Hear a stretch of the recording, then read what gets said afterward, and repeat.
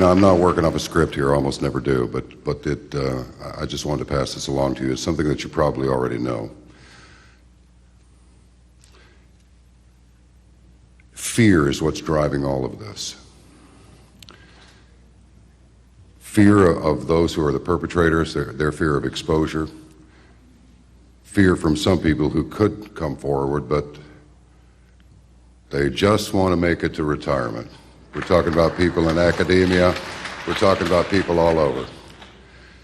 Wouldn't it be something if we could just turn loose of that fear just long enough? There might actually be something that we could do significant that could possibly save the planet.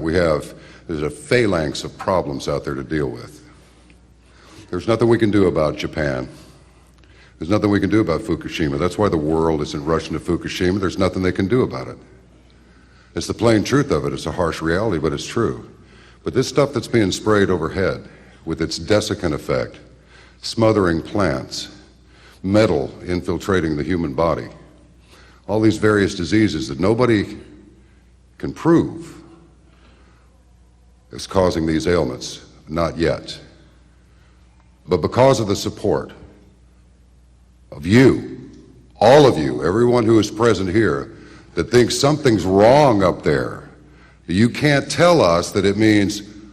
Do you know I actually went to an airport and spoke with a mechanic? I just said, watch this. I was with a buddy of mine. I said, watch this. I said, look at those things up there. And he said, well, you know, they say that when you see one of those, it means there's a weather change coming. And I went, you said it, brother. That's exactly what it means, all right? So anyway, just a little food for thought. We spoke recently on Caravan to Midnight with a man who said, they're not going to tell you that they're wrong. The universities are not going to tell you that, sorry, here, you get your money back. We were teaching the wrong stuff the whole time. They're not going to do that. So what do? You go over it, you go under it, you go around it, or with the help of you, we'll go through it. And we'll go through it together, all right?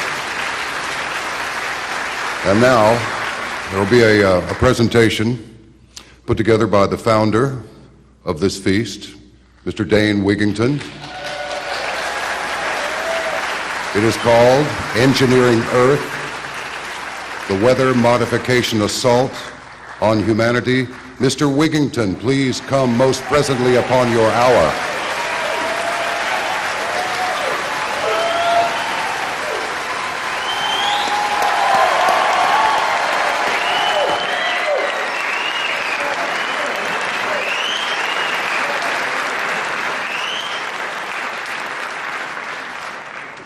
My deepest and most sincere gratitude to everyone who has shown the courage to try to discover what the truth is, because we're certainly not being told the truth. And for those who are trying to hide from the truth, I would ask this: if you're standing in the middle of the freeway, are you better off with your back to traffic or facing it? And that's the scenario that we face. And we live in a society that has so far been run by tyrants and cowards who serve them. We cannot stay on this track any longer, or we will have nothing left to salvage. So when I go into this PowerPoint presentation with data that's recent, breaking, and frankly hard to keep up with, let that be a catalyst to fuel all of us in this fire, that we would turn our angst to anger and use our anger for fuel, to start spot fires of awareness all over the globe until they cannot be put out. The title of this presentation, Engineering Earth, Exposing the Weather Modification Assault on Humanity. I came into this battle, for those that don't know, I have a background with Bechtel Power, a background in renewable energy. My home was on the cover of the world's largest renewable energy magazine. I moved to the Pacific Northwest expecting to find clean air. I grew up in smog. As a child, I wanted to be out of that air, and I couldn't understand how the adults around me thought it was okay or normal. When I moved to the Pacific Northwest and built a large off-grid home and began to lose 60, 70, 80% of my solar power uptake from whatever these aircraft were leaving behind, I started to research, lots of research, followed by lab testing. I did not want to believe this was going on in the skies above me. I did not want to find the metals named in climate engineering patents in my precipitation, but I did. So from that point on, this effort has been something I didn't want, I didn't ask for. But when one is faced with something of such magnitude that will strip the future of your children, of all children, there's no other choice. What is climate engineering? Climate engineering is the epitome of human insanity. It's the epitome of human arrogance, superseding all other forms of tyranny so far. Climate engineering is known by a number of terms: solar radiation management, stratospheric aerosol geoengineering, stratospheric aerosol injection. This is the kind of science diagram that you see in many of the science publications. And there's a reason there's so many different forms of geoengineering shown, because they want to confuse the public. They want to show things that are so outlandish, like space mirrors. How feasible is that? And they mix this with remote control ships spewing marine layer. Also infeasible. Ocean iron fertilization. The dumping of toxic materials into the ocean to cause algae blooms to suck up CO2 and deposit it in an ocean that's already too acidic. Carbon sequestering trees, artificial trees to suck up carbon. Don't we have real trees? Why do we need artificial trees? And finally, and most importantly, a jet aircraft spraying aerosols into the sky for the purpose of deflecting some of the sun's incoming thermal radiation. Doesn't take too much thought to consider that it also traps heat, more heat than it deflects, with a whole list of downstream consequences. Again, another science diagram to make clear the intent of solar radiation management: to deflect some of the sun's incoming thermal radiation dispersed with jet aircraft.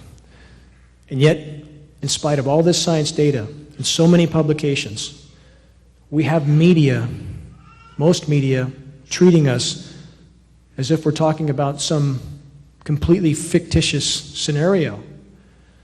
Geoengineering is the biggest elephant in the room. It's the most cataclysmic undertaking of the human race yet, superseding all other assaults on the environment. Our war against nature, by the way, is a war against ourselves.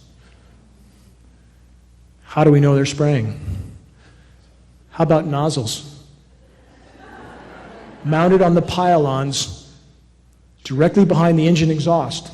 These are retrofit nozzles, and they are mounted directly behind the exhaust stream to make it appear as a condensation trail, even on commercial aircraft. And we're not implicating commercial personnel or pilots, but their aircraft are positively being used because they've been identified from the ground, leaving a particulate trail. Again, we are not talking about condensation. We are talking about solar radiation management particulate trails. Our lab tests prove this material is coming down on us. We have film footage of these aircraft at altitude, which I'll get to. Anybody who thinks that sky is normal needs a serious reality check.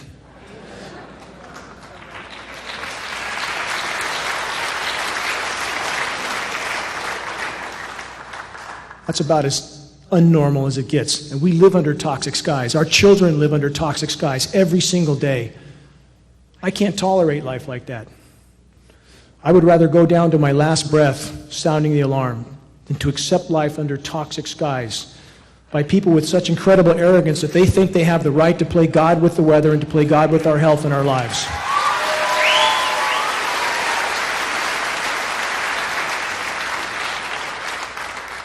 Four photographs, three of heavily geoengineered skies, aerosolized skies, one untainted picture. How many of us even remember what such a sky looks like? It's so seldom we have lost track. These programs have been occurring for 65 years, having a profound effect on climate systems around the globe. Few of us truly know, quote unquote, natural weather in any way, shape, or form. The system is very complex and intricate and entirely connected. For those who think they can intervene with these systems and do anything but harm, it's the same as the pharmaceutical commercials we see on the TV every day. Take this for that ailment, and by the way, here's 20 other things that are exponentially worse. And the next commercial is an attorney's group saying if you took this and that, you can sue, and we're going. This is the mentality that runs the planet. How can they get away with this? Because we're letting them get away. Because we're on our iPhones, watching football games, and that reality will not continue much longer. Learn to recognize what's an aerosolized sky. Inside, if you think it's only passengers inside aircraft with windows on the side that look like passenger jets, think again. There's a lot of things inside these aircraft that we're not being told about. And for those, again, who try to marginalize an issue of such gravity, either because they're afraid or because they've completely lost touch with the reality, how much proof do we need? And this is only a sample of that proof. This is important. It's important to understand that the greatest lie ever perpetrated on the human race is the lie of the condensation trail. Do condensation trails exist? Yes. But almost never behind a high bypass turbofan jet engine, and that's what that is. All commercial aircraft and all military tankers are fitted with a high bypass turbofan jet engine. It's a jet-powered fan. It's designed for fuel efficiency. 85% of the air that passes through that engine is non-combusted. By design, that engine is nearly incapable of producing any condensation trail except under the most extreme circumstances, which very rarely exist. The higher you go in altitude, the less humidity there is. The conditions are simply not acceptable, especially with this engine, to create any condensation trail. So even when you see the short, bright trails, and they are trying to be more covert, there's no question, the in-your-face spraying with horizon-to-horizon trails has been diminished over at least California. You see the short, bright trails, you're still seeing spray, period. Take a good look at the image on the bottom, especially. That's a KC-10 spraying. You can watch that one turning on and off. That's a military KC-10 with nozzles visible. Watch here. You have a C-17 Globemaster and an AWAC. Watch. One aircraft just turned off. Condensation or spray trail stopped right there. Keep watching. There's the aircraft. No spray coming out. Nothing. Keep watching. Frame will change. There it is. Just turned on. Are you telling me that's condensation? Absolutely not. When you walk down the road on a cold day, which we don't have much of anymore, and your breath condenses, do you walk down the road a mile and look behind and see a cloud hanging behind you? No, you don't. That is a very lethal weapon. That's a picture of the Hart facility. Those towers are 60 feet tall. This is one of several dozen of these facilities around the globe. Several dozen. That facility can transmit 3.5 billion watts, billion with a B, of radio frequency waves into the ionosphere, causing an electrical chain reaction, which can heat the ionosphere as much as 15,000 degrees Fahrenheit over areas hundreds of square miles. They don't care about the consequences. Anybody who rationalizes that this wouldn't happen because they, the proverbial they, would not do this to themselves, you better look at reality. 2,000 nuclear bombs detonated around the globe. When they first detonated nuclear bombs, they had no idea what would happen, but they did it anyway, and they kept doing it. Don't they know that they work after several dozen? Do they need to blow off 2,000 nuclear bombs? Let's take Fukushima, that may kill us all. There's no technology to cure Fukushima, none. It's a nuclear volcano with no end in sight. And there's 60 more nuclear plants on the drawing boards right now. Japan has just started to reactivate its mothballed, outdated, dilapidated nuclear reactors. We are not dealing with insanity. We're dealing with a power structure that's clinically insane. So don't attempt to rationalize what they do. These are known locations of ionosphere heaters around the globe. There are likely many more locations that we don't know about. I want to stress this is a runaway juggernaut of total military-industrial complex insanity. And they are using our atmosphere for a physics lab, and we are all the test subjects. What do aerosolized microwave clouds look like? That's what they look like. And we have the meteorological community telling us this is normal. And consider what the science community does after Fukushima. They raised the quote-unquote safe level of radiation by 10,000%. What changed? They make it up as they go, and we have an academic system that has been bought, sold, and paid for by the power structure.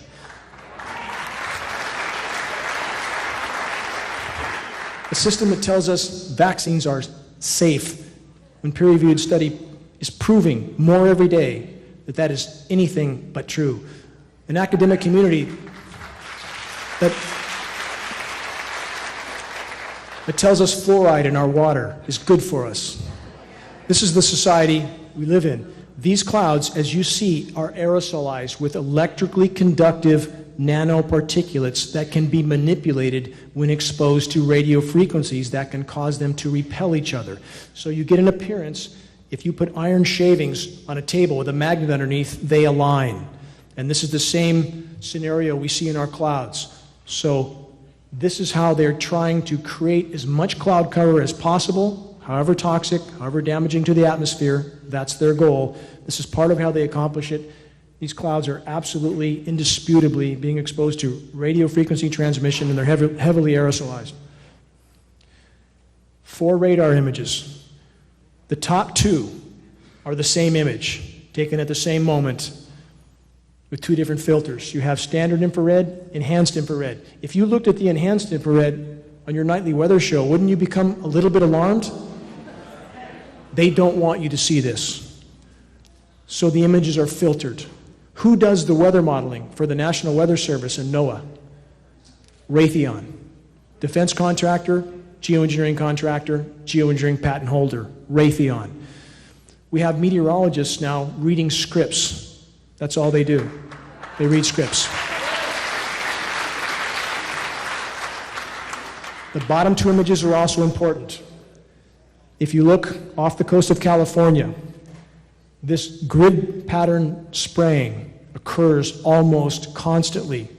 This is what they attempt to be solar radiation management, to stop the thermal energy from entering the ocean. Is it working? Well, given that we have the warmest ocean temperatures by far ever recorded in the Eastern Pacific, I would say no, it's not working. The whole ecosystem is dying right now. The marine ecosystem is dying right now. We have the largest red tides ever observed from Baja to Alaska. We have fisheries shut down. We've had 10 to 15,000 seals wash up on the shores dead. How much of that are you being told while we're being shown the Donald Trump parade of idiocracy? How much? This is killing our biosphere, period. Droughts are expanding around the globe. This can't happen in an overall sense on a planet that's warming.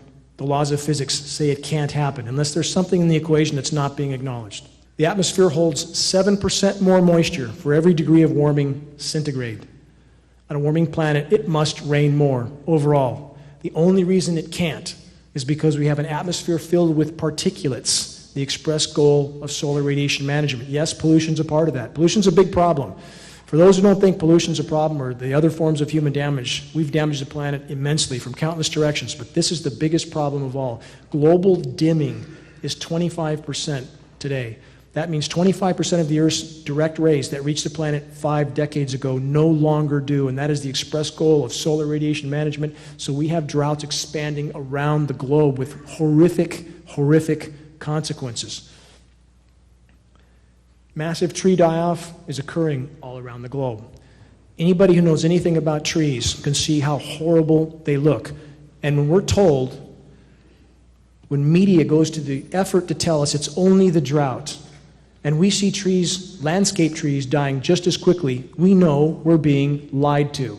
When we see the bark being burnt off of those trees on the sun-exposed side because the UV radiation is astoundingly high, because the ozone layer is being torn apart by climate engineering and ionosphere heaters, we know we're being lied to. Does a drought cause the bark to be burned off the sun-exposed side of the tree? No. So again, it's up to all of us to learn what's happening. I tried to sound the alarm on the trees about a decade ago. My father was an arborist, and I'm particularly sensitive to trees. I can see when they're not healthy. They didn't look bad enough then. They certainly look bad enough now. They are dying all over the globe at a cataclysmic rate because this is a nonlinear equation. It's important to remember that. Nonlinear. As it begins to unfold, it unfolds exponentially. Our boreal forests are dying. Boreal forests are the second greatest source of oxygen on the planet. Forest fires are increasing around the globe. Defense industry technician Mark McCandless elaborated on this. I'm going to take this a little bit further.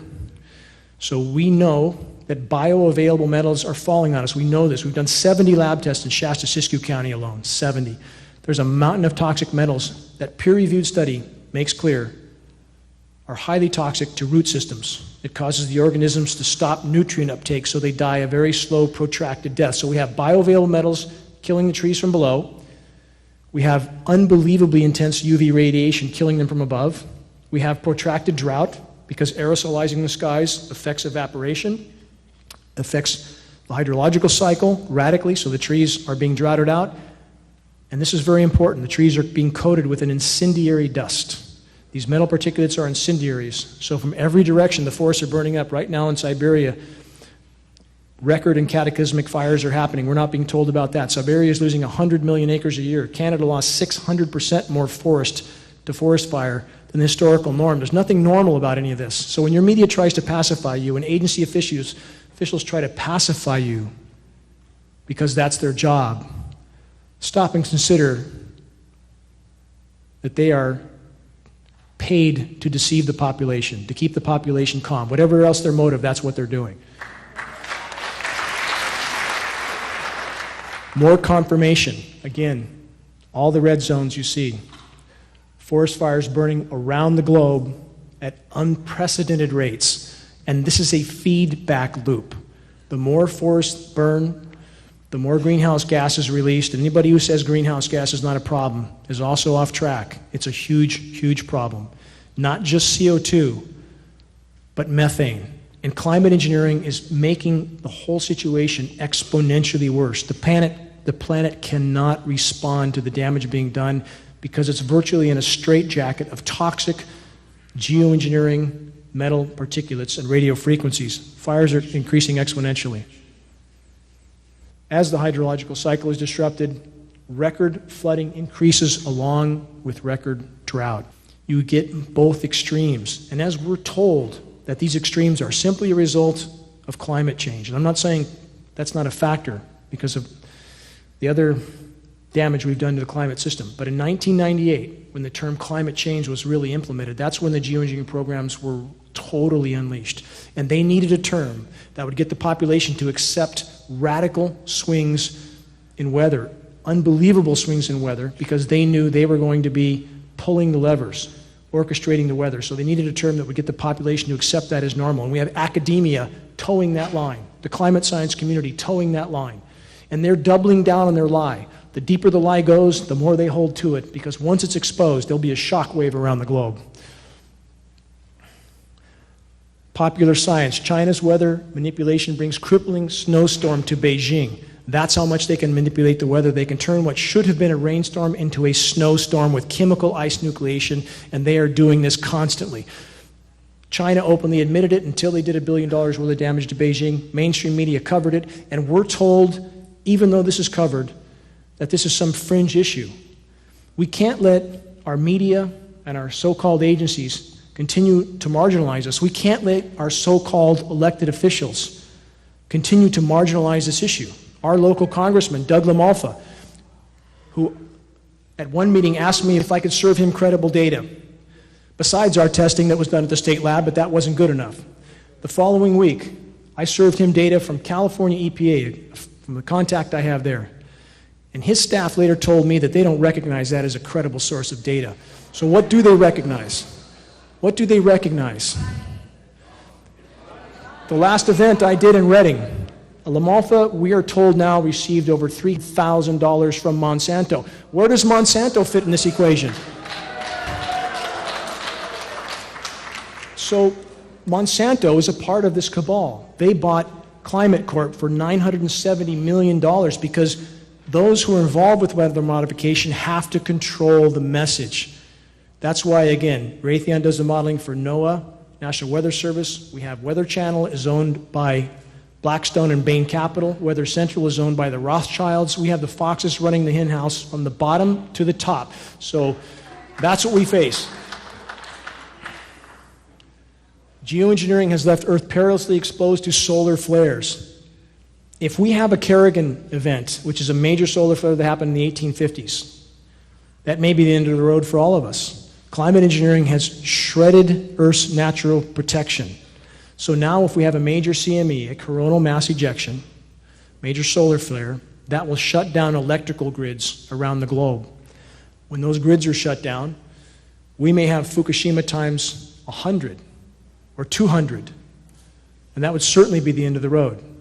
But from their logic, the more they spray, the more they have to spray. What a downward cycle is that? The more they destroy our natural protection, the more they justify spraying even more. In addition to the risk now from a CME, a coronal mass ejection, I want to stress we have a shredded ozone layer, and we are seeing UVB readings 1,000% higher than we are being told. If the sun feels hot on your skin, it's because it is hot. It's incredibly hot. It's killing plankton. It's killing a lot of things. It's killing our trees. We're told no more than 5% of incoming UV should be UVB. We're seeing 60%. And we're seeing UVC on the surface as well. We're told UVC stops 100,000 feet up. We're seeing a slight reading on the surface. The next band of UV radiation is X-ray. That should point out how lethal that this is. Our oceans are becoming toxic dead zones. Why do you see jellyfish? Because jellyfish survive in low oxygen environments, and they are proliferating around the globe because the oceans are dying. Seeing proliferation of jellyfish is a horrific sign. Japanese fishermen can't net fish anymore because there are species of jellyfish that are as much as 9 feet wide and weigh hundreds of pounds. They're breaking their nets. And the Japanese thought they would try something to fight nature. Again, when we fight nature, we fight ourselves. They built nets that would sift the jellyfish and cut them into tiny parts. That's what makes jellyfish proliferate. So now the problem expands. And again, we see fighting nature is a losing proposition. And climate engineering is the epitome of that. We have polluted toxic zones. We have mats of algae in China. How many people have seen a picture like that? Mats of algae that are so thick you can walk on it on the ocean. That's the sign of a dead ocean. And we have this lie that's being perpetuated that somehow technology is going to fix all of this. Technology so far, on the road we're on, is bringing us to certain mathematical, near-term, total global extinction. That's what technology has done for us. You cannot beat nature. You can only harm yourself. The red tides are happening around the globe as well, radically along the U.S. West Coast. Over 400 ocean dead zones around the globe are expanding, some as big as 10,000 square miles. Dead zones where nothing lives, and they're expanding. 95% of global pelagic fish populations are already gone. We're not going to be eating fish much longer on this course. This is extremely alarming. We're told nothing about it, and the largest scientific panel ever created in human history, the IPCC, 2,000 plus of the world's top climatologists don't even consider this a factor in their models. How can that be? What kind of education do these people have? This is methane expulsion. Methane holds the key to life and death on Earth at this point more than any other issue. Climate engineers claim that their programs will help with this situation. After 65 years, are they helping? No. So what you see on top, that's a methane blowhole. It's happening all over Yamal, Siberia. That's from massive methane explosion out of the ground. These craters are surfacing everywhere. It's happening on the seafloor. Methane is flooding the atmosphere as we speak. We're told by the climate science community methane is 20 times more potent than CO2. Again, a half-truth. That's over a 100-year time horizon. Over a 10-year time horizon, it's 100 times more potent. Methane is like flooding the player or filling the atmosphere with a layer of glass, and it's covering the planet now. You see the methane escalation on the chart below, and let's get to another layer of insanity on the right. That diagram represents the latest layer of climate engineering insanity, Project Lucy and Project Alamo, to use these massively powerful ground-based ionosphere heaters, to microwave the atmosphere in an attempt to degrade the methane that climate engineering helped to create in the first place. One layer of insanity on top of another. Atmospheric methane saturation is contributing to noctilucent cloud formation. These clouds may look beautiful, but they are ominous, absolutely ominous. Again, the atmosphere is filling with methane as we speak. There's enough methane in the Arctic and the East Laptev Sea to cause a Permian-style mass extinction 100 times over. There's enough methane to turn this planet into Venus. And these clouds are a sign of that process continuing, and geoengineering is helping to fuel that process. Whales threatened by metals in water, toxic metals, specifically aluminum. It's not just in the water, they're breathing it. This image is to make this point. You cannot hide from these programs. There was 1,000 whales tested from the most remote places on the planet in 2010, and the report stated they contained jaw-dropping levels of aluminum in their tissue. Jaw-dropping levels. You cannot hide from this, and every single one of us is sucking this material in with every breath we take. This headline should be considered. USA Today, 2,000 geese fall dead out of the sky in Idaho. Idaho Department of Fish and Game apparently says that cholera is suspected in the death of the snow geese. Now, I just want you to consider, do you think it's possible that 2,000 geese are flying along and they suddenly all contract cholera and fall dead? We have to check our reality. We have to. We are literally being herded off a cliff right now, every single one of us from every direction. We have to check our reality. We have to make our voices heard, and that's the kind of lies we're exposed to every single day. We need to wipe our biases clean, wipe our preconceptions clean, and look through a clear lens.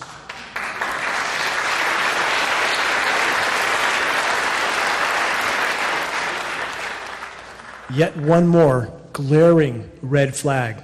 I've communicated with some of the top bee people in the country, going back a number of years, pleading with them to look at our data, pleading with them that there is a much bigger issue killing the bees than just farm chemicals. And the bees are collapsing. They're completely collapsing. This year is worse than any other year. They're dying in the summer now, not just the winter. They are collapsing. All the pollinators are collapsing. So what do we have now? We now know, with peer-reviewed study, that bees are testing with 70 times more aluminum in their system than what it takes to cause Alzheimer's or dementia in a human being. It's a wonder any of them are alive. 70 times more. And this is important as well. When you have somebody from some agency who's paid to lie, who tells you it's normal to have aluminum everywhere because it's a very abundant element. That is a lie of inaccuracy. Aluminum is very abundant in the environment, yes. But it does not exist in the environment in free form. It doesn't exist in free form. It must be mined and refined and sprayed for it to be scattered everywhere in the environment, and that's exactly what's happening. It's not just the bees that are dying. Every single one of us is being contaminated. These materials are bioavailable. They're building up in our systems, and it doesn't matter whether you believe it or not. It doesn't matter. It's a fact. We have the lab test to prove it. Alzheimer's, autism, the common link is aluminum. I tried to sponsor an Alzheimer's event here in Reading, $500 donation to the Alzheimer's Foundation. They refused that donation because they stated emphatically that aluminum had nothing to do with Alzheimer's. And they sure didn't want me talking about the fact there's a massive aluminum contamination that our authorities are not telling us about. And I know this. I've been in meetings here in Reading with Reading Environmental Waste 5 years ago, closed door meeting. I was asked to attend because I study this issue. Shown tests of the Sacramento River with massive spikes of aluminum. I was allowed to attend that meeting on the promise of confidentiality, which I'm breaking now. And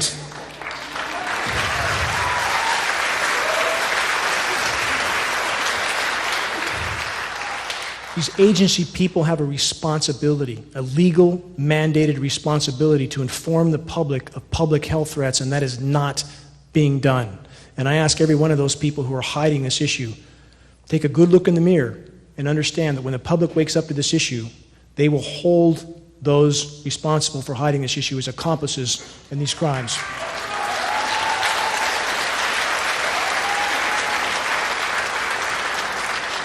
One last statistic on this frame, and I'll move on. That autism chart is not current because we're not seeing current charts. They seem to be scrubbed off the web. But we're told right now, autism has increased 10,000% since 1975. Over 10,000%, from 1 in 5,000 to 1 in 47. We're now told by one of the primary research institutions in the world, MIT, that in less than 10 years, 1 out of 2 children will have autism. Brand new study, this is a week old, from a physicist who's a personal friend, Dr. Marvin Herndon. It's been published in a peer-reviewed manual. This is a big arrow in our quiver. Evidence of coal fly ash, toxic chemical geoengineering in the troposphere, consequences for public health. Again, this is in a peer-reviewed science journal as of a week ago. There will be no hiding this issue much longer. And what does it appear? The chemical signature for what's showing up in rain tests matches coal fly ash, a substance that the EPA has told us is not harmful. They've been trying desperately to get rid of, and it seems to suit the purposes for geoengineering, and evidence is increasingly indicating that toxic coal fly ash may be one of the base materials they're using to spray because it gives them plausible deniability. This report elaborates on that. You can read this on geoengineeringwatch.org. This is an important map. This is departure from normal high temperature map for 2014. The only significant zone below normal global temperatures for 2014 was the eastern half of the North American continent.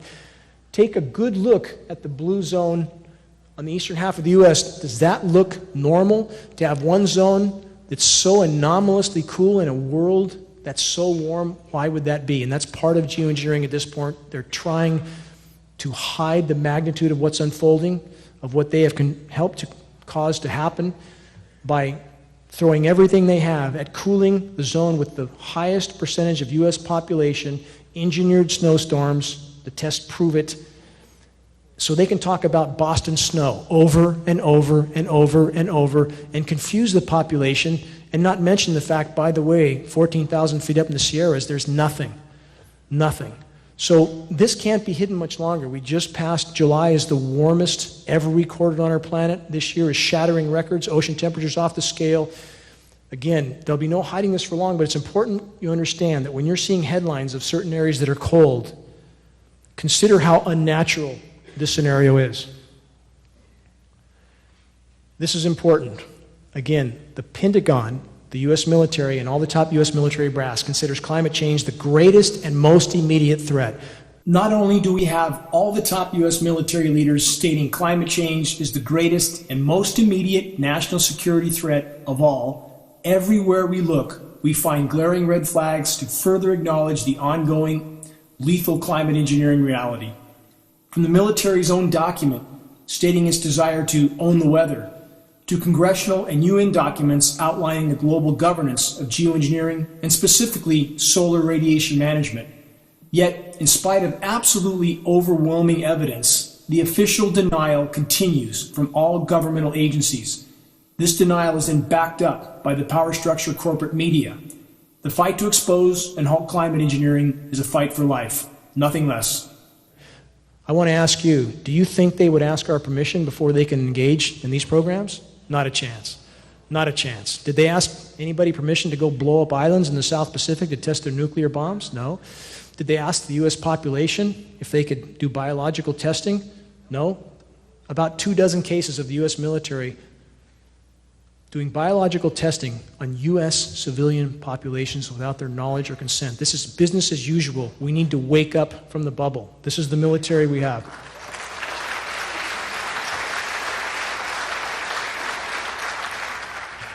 This is the bottom line. Brzezinski, absolute global insider, advisor to the elites. This is the representative for the power structure. What Brzezinski says is this: major world powers, new and old, also face a novel reality. This is a direct quote.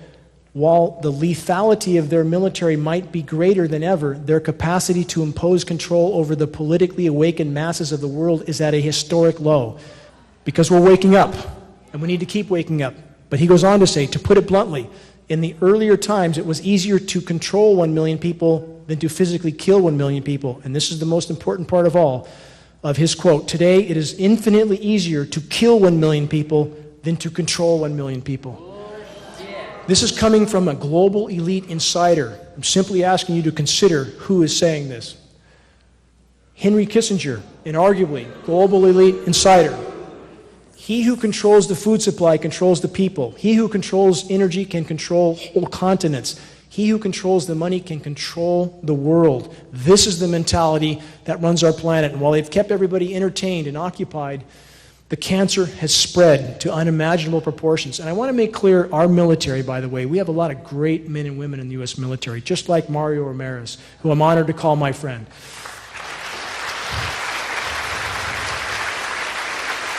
And I salute those men and women. I absolutely salute them. I've given to DAV, VFW. I worked to rehab NAM vets in my past as a volunteer.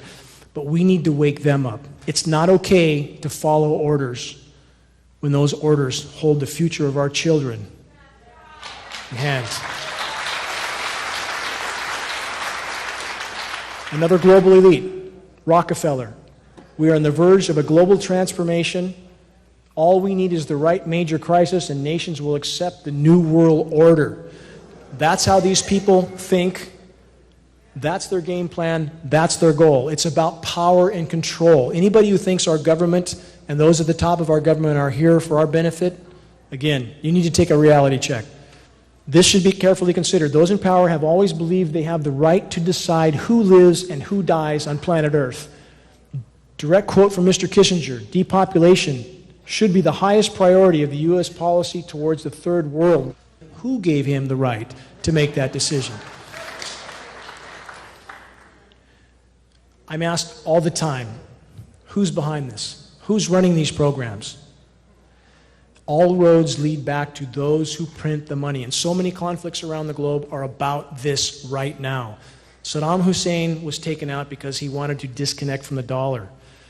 It had nothing to do with freedom and democracy. Same is true with Gaddafi. Same is true with other countries in the Middle East that did not want to use the dollar anymore. So we need to wake up. What is the motive behind the power structure? It's not about spreading freedom and democracy. It's about control. And who's at the head of that control? Those who print the money. That's the central bankers, and the dollar's about to be dethroned. So the power structure is more dangerous than ever. Obama's war on whistleblowers. Another question I get asked a lot. Why don't we have whistleblowers? We had one. We had Kristen Megan. She's the real deal, I believe. I've communicated with her a number of times. She's a former Air Force industrial hygienist. Her job was to check for toxins, and she absolutely confirmed these programs are going on. But why don't we have more whistleblowers? Let's look at the facts. The Obama administration has prosecuted more whistleblowers than all other administrations combined. Two, when we look at, for example, the torture issue. John Kiriakou, who blew the whistle on the torture that was going on with their own military, who is the only person to be put in prison? John Kiriakou. That's what we do to our whistleblowers. So consider why no one will step forward, and the consequences for anybody directly involved with these programs would likely be much, much worse. They would likely not get far in this world if they tried to speak out. CIA-sponsored trolls monitor internet and internet users in order to discredit factual information. The power structure knows all it has to do is cast doubt on issues to confuse the population. It's important we know this. So we all need to learn to sift the baby from the bathwater and recognize there is a lot of people who are paid to confuse us. We need to see through it.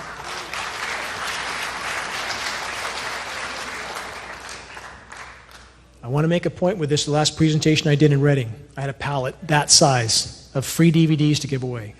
2,000 of them. 5 foot by 5 foot by 5 foot, weighed 500 pounds. It disappeared. So when I called UPS to ask where was my pallet, they said it's been redirected. That's the term they used. They later backtracked and said, we don't have it, send us a claim, we'll pay it. Never tried to look for it. Why was that?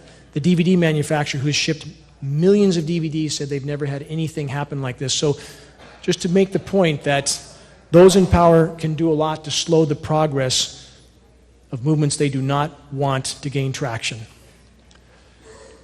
Species extinction. You see the escalation. To be clear, right now, species extinction rates are 200 to 300 species of plant, animal, and insect a day going extinct. 200 to 300 a day.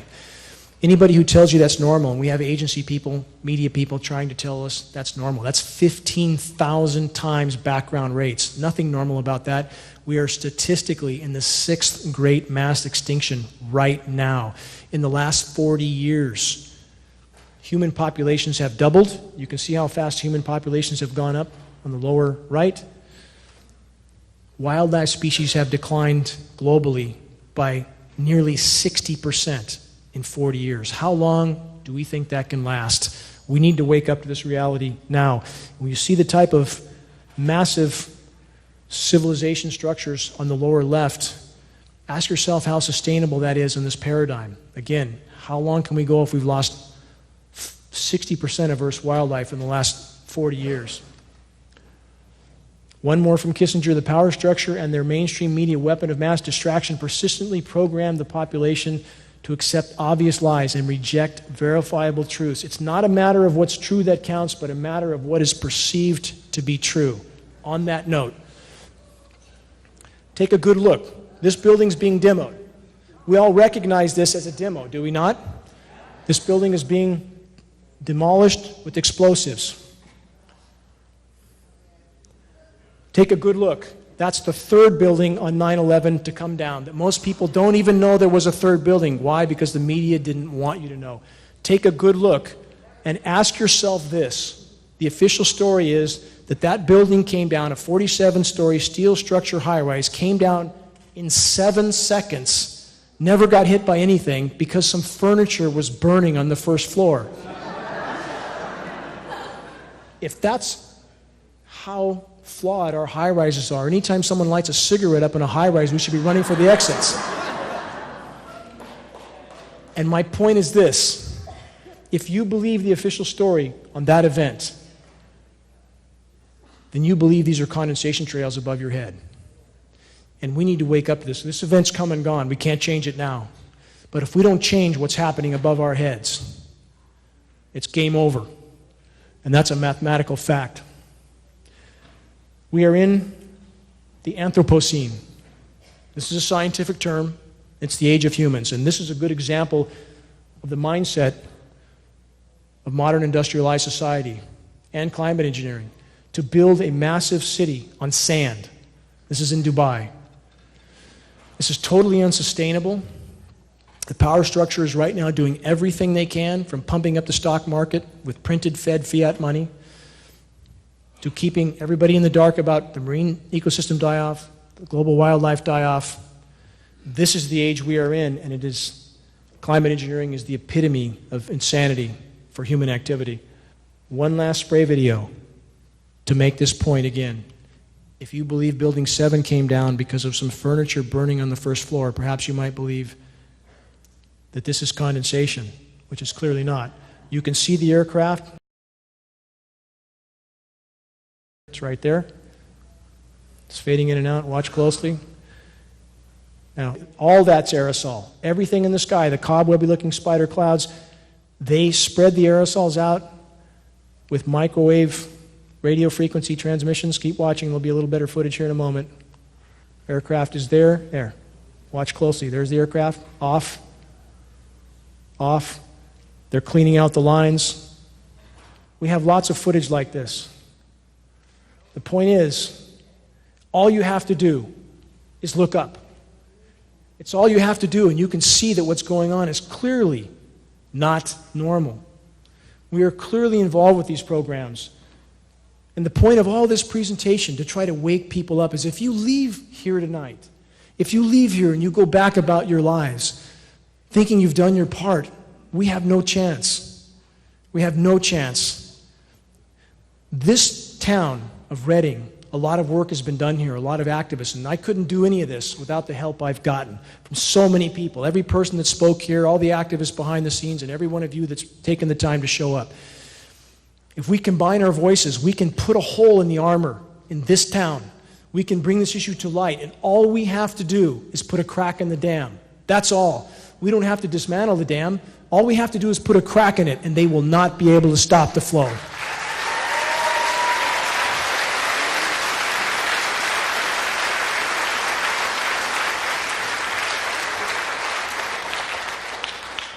The only thing necessary for the triumph of evil is for good men and women to do nothing. Words of wisdom from Edmund Burke, to stand by and do nothing. And from the Hopi elders, we are the ones we've been waiting for. It's up to us. Even at this late date, we can do astounding good. However dark the horizon is, we should not be overwhelmed. We should use our angst again for fuel in this fight to march forward and put that crack in the dam that each and every one of us can do. Working together. Make your voice heard in the battle to expose and halt climate engineering. Thank you.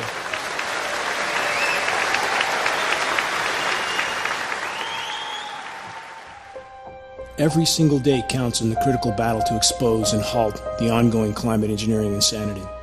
It's essential for all that are currently awake and aware of what is happening in our skies to assist in the crucial effort to wake others. We must reach a critical mass of awareness as fast as possible. Every one of us is capable of being the final grain of sand that tilts the scale and triggers the landslide of awakening that is so desperately needed. Make your voice heard in this fight while there is yet time to salvage what remains of our environment, our health, and our planet's life support systems.